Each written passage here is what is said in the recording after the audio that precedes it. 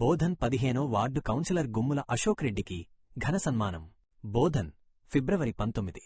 నిజామాబాద్ జిల్లా బోధన్ పట్టణ 15వ వార్డు కౌన్సిలర్గా నూతనంగా ఎన్నికైన తెలంగాణ ఉద్యమకారుడు గుమ్ముల అశోక్ రెడ్డిని బోధన్ కల్లుగీత కార్మిక సహకార సంఘం నాయకులు మరియు సభ్యులు గురువారం ఘనంగా సన్మానించారు.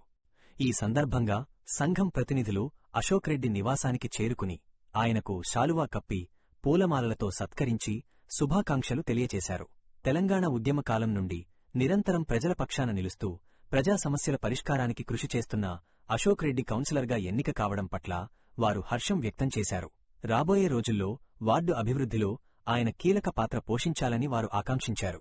ఈ కార్యక్రమంలో కల్లు గీత కార్మిక సహకార సంఘం ముఖ్య నాయకులు, కార్యవర్గ సభ్యులు మరియు సంఘం సభ్యులు తదితరులు పాల్గొన్నారు.